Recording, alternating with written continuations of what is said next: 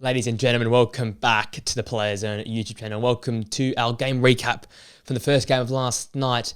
It was Romania and the Netherlands both looking to secure a spot into the quarterfinals of Euro 2024, and the Dutch did it and did it quite comfortably in the end.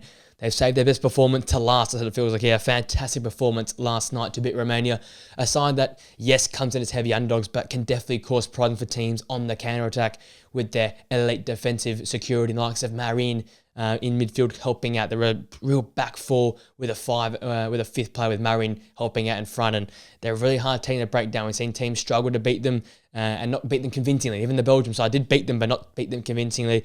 This Dutch side, though, last night was electric. From basically the 15th minute onwards, the better side, and quite easy the better side. They didn't give many opportunities for the Romanians to do anything in this game in terms of assert authority, play with pace, play with possession, exploit on the counter-attack. The Dutch managed this game perfectly. Virgil van Dijk back to his best performances. Cody Gakpo, talk about him in a bit, but he carried this side here. And finally, we see Donyell Malen, someone I've been calling for this whole tournament, and you saw what he can do when he came off the bench there with 45 minutes to show what it's all about. He's a goal scorer. We see it for Dortmund a lot. He can impact games in so many different ways, and we saw that with his direct running in this game here. But we'll get into all these individual players in a little bit. Let's get into the play-by-play of this game. There's a lot to talk about. Obviously, the first 10 minutes, Romania got off to a flying start. Hadji, in particular, being very, very dangerous down that left-hand channel there. And they're getting the ball into Dragos as much as possible. They didn't get many clear-cut opportunities, but definitely caused a lot of problems for this Dutch side in the early moments. The Dutch got an attack in there. Long shot for Xavi Simons. Testing Nita was the first shot on target in the game. But that was quite a tame effort.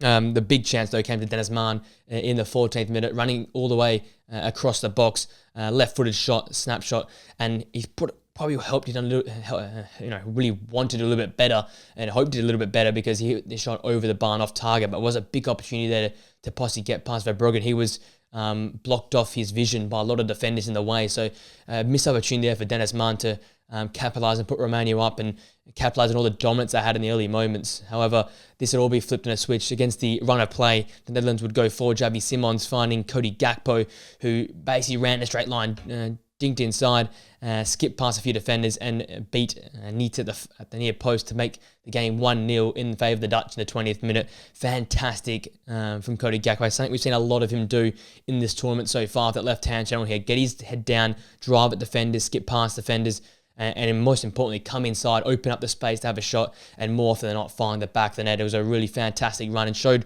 what Cody Gakpo's been all about this tournament. I think what Liverpool fans will be hoping to see from him coming up under Arne Slot this season.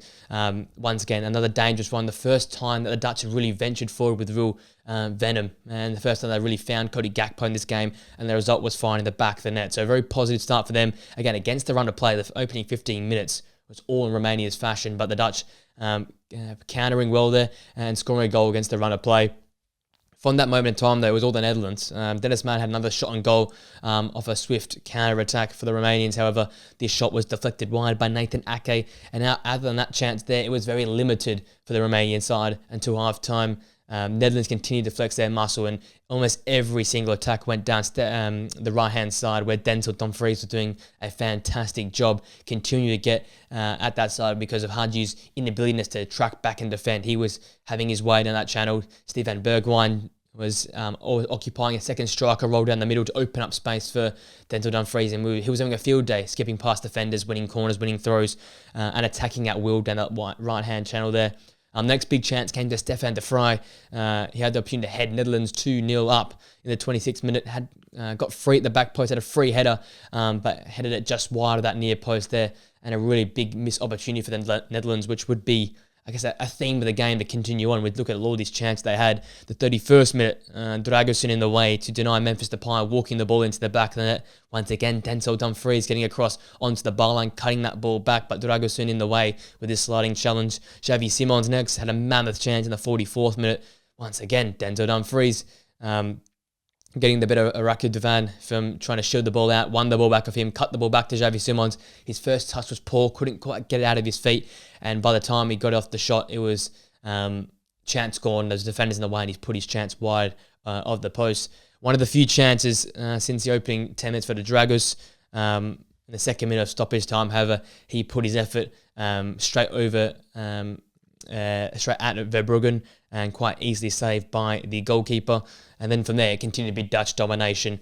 Van Dijk hit the upright in the 58th minute. Cody Gakpo thought he'd scored in the 63rd minute, but that was deemed offside. Memphis Depay took a very smart free kick underneath the wall in the 68th minute, but put his effort just curling wide of that near post. Vermaelen off the bench nearly scored a fantastic goal with some great build-up from Cody Gakpo and also Daniel Malen linking up well there, but he put his curling effort, not enough curling it, so missed the far post. Finally, though, the sealer would come in the 83rd minute. Cody Gakpo, fantastic job to pressurise Dragusin. He tried to usher the ball out for a goal kick. In the end, Cody Gakpo nicks it off his feet, cuts the ball back to Daniel Malen, who, at his poacher's best, taps the ball home from about a yard out of goal, and that was 2-0 in the 83rd minute, which would basically be game over. But however, Malen would go double his tally for the night, scoring in the 93rd minute, running from his own half after Xavi Simons nicked the ball off his opposite number, played to Daniel Malen, running from his own half, found the back of the net to make it 3-0, and deserved 3-0 for the Dutch in this game. They were amazing from start to finish. The start, yes, the first 10 to 15 minutes, not their best. Didn't have much of the possession of the football. Romania, with their fans behind them, had a good start. But the thing what I liked about the Netherlands in this performance here is the way they managed the game. I liked the way they did that in match day 1 versus the Polish side. Deserved the win, I think, versus the French in terms of how they managed moments again. But then went away from that against the Austrian side. They went close into winning the game, but they didn't manage moments or they defended quite poorly. Virgil van Dijk had an off game. They lacked midfield control. In this game here, yes, it is Romania, a bit of a lesser side in terms of the teams left in the competition, but they dictated the midfield play. They saw a weakness and they exploited it with Denzel Dumfries down the right-hand side. Great to see him back in the lineup. Love to see Daniel Malen from the start. Stefan Bergwijn, actually from the start, was one of the more exciting picks. Unfortunately, he goes off with an injury, but Daniel Malen comes on and changes the game. And I think you see here the impact of having a few more dynamic finishes in the final third. Again, Memphis Depay wasn't too bad. I guess it just was Memphis Depay, but I still wonder if he is really the answer for them up top for me. Just don't think he does enough with him without the ball for me to fill that spot. Xavi Simons, again, fantastic in midfield areas. And obviously Cody Gakpo is that guy so far for them. And I think they need to start force-feeding in the ball a little bit more, similar to what teams like the French do with Mbappe, like Portugal do with Cristiano Ronaldo. Look for him first. Be your first option, because when he gets the ball and gets the ball with his head down, it's not many players that can stop him. Didn't get many touches of the football in this game. I think it was around the 30 touches mark. So for someone that's so important for the game and could have scored 2 goals if one's been offside, you got to get in the ball more often than not. He's making things happen, and he's making things happen out of nothing. We saw the first game versus Poland, out of nothing that goal comes from.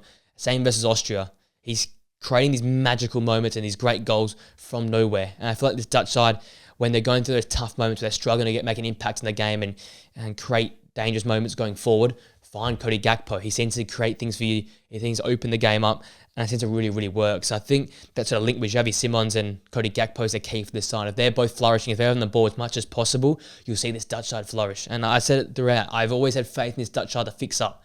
They've come here and they've made a statement, probably the biggest statement out of any side so far in the round of 16. They had a bit of pressure coming into this game after their loss and how they mismanaged the game versus Austria, but they came to this game, dominated it, did not allow Romania a sniff in this game, limited their chances, limited their counter-attacking opportunities, dealt with a really great, solid defence that Romania put up, and throughout the game, were never phased. I think Evan Shouten, the midfielder, is growing into his role again. We think about the what ifs, who was there, the Rune not being there, and also the great Frankie de Jong. You lose that midfield control, you lose that midfield balance, but Tino Reiners was much improved in this game. Shouten, for me, as I said, has been improving match day, and he's someone that is under talked about his importance of this side and picking the ball up, defending in that sort of deep lying role and protecting Stefan de Vrij and Virgil van Dijk at the back. He does a fantastic job of that.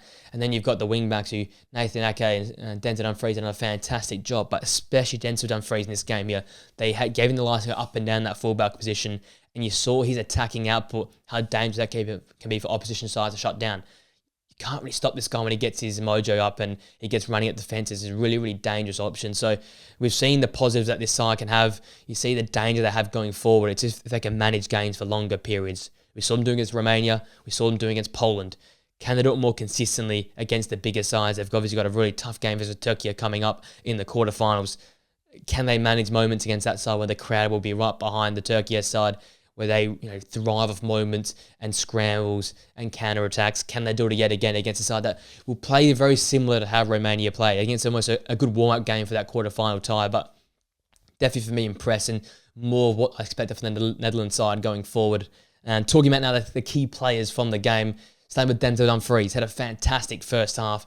The 7.8 match rating, 3 clearances, 1 interception, 3 tackles. Importantly, won 5 ground duels, 4 to 4 aerial duels, won 76 touches of the football with 88% pass accuracy and the 2 key passes. The most important of that is his 76 touches and 2 key passes alongside the 88% pass accuracy. He's always a progressive fullback. He's going to get the ball going forward and will look to pass the ball forward. He attempts those passes. He tries to make not the impossible happen, but make the difficult happen. He's not going to be shying away from mass opportunities or to create things out of nothing. That's sort of the fullback he is. So the fact he's completing passes at such a high level, the 2 key passes was pivotal to setting the game up, especially in that first half there, getting opportunities for like some Memphis Depay, Xavi Simons, Cody Gakpo. He creates these for these guys here. And the fact that Steven Bergwijn sort of tucks into midfield and sort of a central strike number, it's always like a false number 10 role. It opens so much space up. So I guess that's the mould going forward. If it's Daniel Mullen, if it's the Bergwijn to play again, make sure that sort of that second striker, second number 10, more narrow, and allow Denzel Dumfries to have all that license and that right-hand channel there, because we saw the impact out, especially in that first half. It was ridiculous. And yes, Hadji wasn't tracking back defensively, but even if they do go back, there's not many that can stop a Denzel Dumfries. You see it for Inter Milan, he dominates down that channel whenever he plays, and that's why he's one of the best fullbacks in world football right now. So a fantastic performance for him, and was definitely so important to the start that the Netherlands made, especially in that first half there. Second key player, obviously, is Daniel Mullen, 9.1 match rating, 2 goals, 3 out of 3 successful dribbles, 29 touches, 94% pass accuracy, 4 to 5 ground duels, 1, 2 key passes in only 45 minutes as well. Like, the impact he made is what I've been crying out for this Netherlands side. It's a dynamic runner, it's a strong enough player, but someone's not going to be too slow. I feel like he's built in a very similar mold to Memphis Depay, but does whatever Memphis lacks in a much better level. He's got more pace. I think his hold-up play is much better. He can create things out of nothing. I think Memphis Depay spurns so many good chances or misses so many big chances where, Daniel Mullen comes and takes those chances. He's more of a clinical finisher. We see it for Dortmund when he comes to the bench or makes a start. He's a different type of player, and maybe he does play off this sort of right forward, right striker type position to accommodate for Denzel Dumfries down the right-hand channel there, because I think you have to have him from the start. The impact he made, you saw from those 45 minutes, is next level. And his pace, his link-up play, his smarts on the ball, and his ability to finish in front of goal makes him so important for this side here. And I think that's why I'd prefer him to Memphis Depay up top. Will that change? This looks like impossible now. I don't think the manager's going to change any of that. Ronald Koeman seems to be sticking with Depay up top. But maybe with this Bergwijn injury, they play both of them together.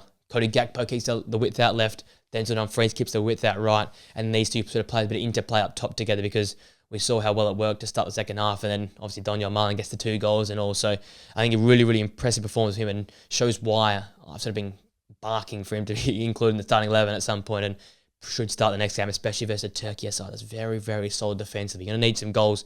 You're going to need some goals out of nothing as well. And then find the man of the match, pretty simple, Cody Gakpo.